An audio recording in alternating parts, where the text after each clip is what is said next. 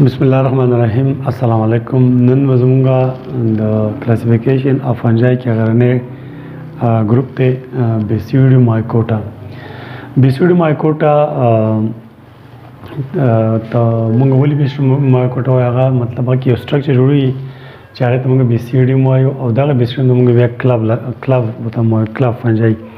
نو دې بیسیډیومایکوټا ته موږ کلب فنجای هم ویل شو. د هغې وجه دا ده لکه فرض کو دلته کې یو سټرکچر جوړیږي، سی سټرکچر کلیر د سټرکچر سره جوړیږي او دې سټرکچر ته موږ وایو کلب، او دې کلب سټرکچر ته موږ څه وایو؟ بیسیډیوم. نو دې د وجې نه موږ دې ته وایو بیسیډیومایکوټا. ښه جناب، د دې نه علاوه غټ ګروپ دی، دې ډېر زیات سپیشیز دي، تقریبا 20,000 سپیشیز دي په دې بیسیډیومایکوټا کې. د دې جنرال کریکټریسټیک اولنۍ خبره دا ده چې دا به په کوم ځای کې میلاویږي. نو دا زموږ سره تقریبا د ډیکینګ ټری ټرنک دی. ډیکینګ ټری ټرنک کومه چې د ونې د تنه یا شاخونه غټ غټ کم ونه یا دا کټ شي او دا کومه تنه پرته وي، کلیر، نو په دې تنه باندې تا ته دا میلاویدی شي. فرض کړه دا زموږ څه دغه دی، داسې تا ته میلاوی شي. دا لکه ونه ده، د ونې شاخ دی او دا پې دا پنجای یا بیسیډیومایکوټا پرته ده. نو د دې نه علاوه ډیکینګ ټری ټرنک باندې دا ته میلاویدی شي. دا یې د پیراسایټ هم میلاویدی شي. پیراسایټ مطلب چې دا په بل جاندار باندې اټیک کوي. ها، نو د ډیکینګ ټری ټرنک باندې تاسو ته پته ده مشروم زموږ مشهور یو فیمیلیر ډېر مشهور دغه فنجای ده، د شان سټرکچر یې کلیر. نو دا تقریبا په هغه ځای کې میلاوي. او پیراسایټیک انیمل اینډ پلانټ، لکه دا په ځناور باندې اټیک کوي، په ژوندي ځناور باندې او په ژوندي بوټو باندې. هغو کې بیا مختلف بیمارۍ نه لګي. نو به دا پیراسایټ چې نو به خامخا بیماري لګي. هغه به انشاءالله فنجای چې کومه ډیزیز لګي په هغه کې به دا ډسکس کوو. خو په دې کې یو قسم فنجای دي او رسټ اینډ سمټ. رسټ ځاني فنجای ده او سمټ ځانه فنجای ده. دا په فصلونو کې ډېره غټه تباهي کوي. نو رسټ او سمټ په باره کې به انشاءالله وروسته بیا خبرې کوو. بهرحال موږ د دې د هیبیټیټ خبره کوله چې دوی په دې ډېډ ارګینیک میټیریل باندې هم تقریبا غټ لرګي یا غټ شاخونه پاڼو ماڼو باندې د دې دغه تکیو خپل خوراک دی حاصلوي. او د پیراسایټیک او پیراسایټیک په انیمل په پلانټ باندې هم دوی تاته میلاویدی شي. یو د سیپټیډ هایفي او یو نان سیپټیډ هایفي. په دې کې سیپټیډ هایفي ده، لکه فرض کړه دا زموږ سره هایفي ده، نو په دې کې کراس والی شته دی. نو په دې وجه موږ دې ته وایو سیپټیډ هایفي. دا خبره هم ختم شو. د دې نه علاوه اوس موږ د دې خبرې کوو د ریپروډکشن. دا ریپروډکشن په دوه طریقو باندې کولی شي. ریپروډکشن نو په اسیکچوال هم کولی شي، اسیکچوال او پلس په سیکچوال هم د خپل ریپروډکشن کولی شي.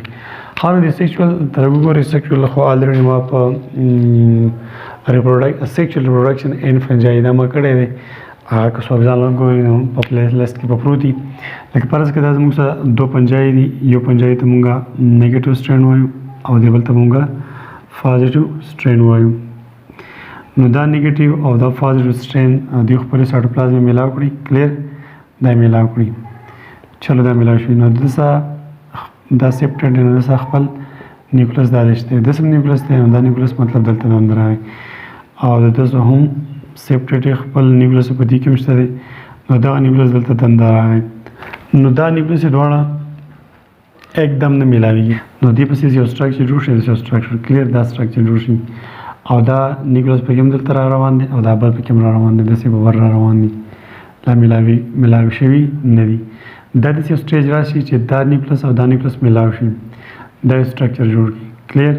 چې دا سټرکچر جوړ کړي نو بیا د دې نه دلته کې بل یو سټرکچر جوړېږي. دا نیوکلس چې دا کوم سټرکچر جوړ کړو، دا نیوکلس چې میلاو شو، دا کوم سټرکچر جوړ کړو، دې پسې بیا بل یو سټرکچر جوړېږي. هغه سټرکچر څنګه وي؟ هغه داسې یو کلب لایک شیپ جوړ کړي، داسې کلب لایک داسې دا جوړ کړي. او په دې د پاسه چې دا کوم نیوکلس دی دې کې به وشي میاسیس دلته او په دې کې به 4 سپور جوړ شي. 1 2 3 4 دا یو جوړ شو او داسې ببل هم جوړ شي، کنه یو خو دا نه وي. نو داسې ببل یو کلب لایک سټرکچر جوړ شي داسې، او په دې به هم دا میاسیس په دې نیوکلس کې وشي. نو 4 سپور ودې جوړ شي. نو دلته کې اوس د دې د نمونه یادول غواړي دلته چې دا کلب لایک سټرکچر جوړ شو د کلب لایک سټرکچر دې ته موږ وایو بیسیډیم. څه شی ته وایي؟ بیسیډیم. او د بیسیډیم په دې سر چې دا کوم د یا ساتي چې دلته په دا سپور باندې کې دنده نه بلکې د پاسه به پراته وي نو دغې ته موږ وایو بیسیډیوسپور. بیسیډیوسپور او یو دا بیسیډیوسپور دی یو دا دی داسې به پکې چېرته بل هم یې ډېر شی به وي که نه دا به راجمع کېږي نو دوی داسې یو سټرکچر جوړوي چې هغه سټرکچر ته موږ څه وایو فروټینګ باډي. څه شی؟ فروټینګ باډي. او دې فروټینګ باډي ته موږ وایو بیسیډیوکارف. بیسیډیوکارف. نو دیو بیسیډیومایکوټا په دې طریقه باندې خپل سیکچوال ریپروډکشن کوي چې یو پازیټیو نیګیټیو الریډي مخکې نه موجود وي هغه به راشي میلاو به شي خپلې نیوکلیس یې به لا نه میلاوي سو ټایم به پکې ورکړی شي اخر کې به میلاو شي چې میلاو شي نو دیو به دلته د دې سټرکچر نه به بیا بل سټرکچر جوړېږي چې هغې ته موږ بیسیډیم وایو ځکه دې ته موږ بیا بیسیډیومایکوټا وایو. هغه بیسیډیم د پاسه به 4 سپور جوړ شي دې کې چې کوم نیوکلیس و 1 2 3 4 او داسې به دې بل هم جوړ شي بل داسې ډېر شی نه به جوړ شي. نو د سټرکچر دا کوم بال شان شي چې دی یا کلب لایک سټرکچر دی دې موږ بیسیډیم وایو. په دې پاسه چې کوم سپور پراته دي ته موږ بیسیډیوسپور وایو. او دې ټولو ته په شریک دا کوم سټرکچر جوړېږي دا داسې ډېر شي دې ته موږ وایو فروټینګ باډي او په بایولوژي کې ورته بیسیډیوکارپ وایو. نو زه امید کوم چې تاسو به په دې ټاپک پوه شوي انشاءالله بیا ملاقات کېږي. تھینک یو. الله حافظ.